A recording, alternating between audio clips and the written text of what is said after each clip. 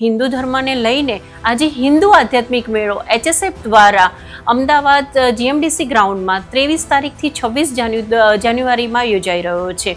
તો એ માટે તો હું આમંત્રણ આપી જ રહી છું, પણ એની સાથે સાથે હું એના થોડા આગવા આકર્ષણ પણ કહી શકું કે એની અંદર આજે 11 હિન્દુ ધર્મના જે આપણે મેઇન મંદિરો છે એની પ્રતિકૃતિ છે. બીજી વસ્તુ આપણે કહીએ તો કળશ યાત્રા આપણે કોઈ પણ પ્રસંગ હોય આપણા હિન્દુ ધર્મમાં તો પહેલું આપણે કળશ યાત્રાથી સ્થાપિત કરીએ છીએ, અને એ કળશ યાત્રામાં ગુજરાતભરમાંથી બધી બહેનો આવી રહી છે.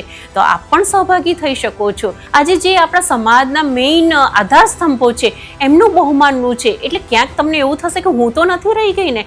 તો આજે 4 પેઢીમાં જે સંયુક્ત રહી રહ્યા છે, 100 પરિવારનું સન્માન થઈ રહ્યું છે. આજે વુમન એમ્પાવરમેન્ટની ઘણી બધી વાતો ત્યાં થવામાં આવવાની છે.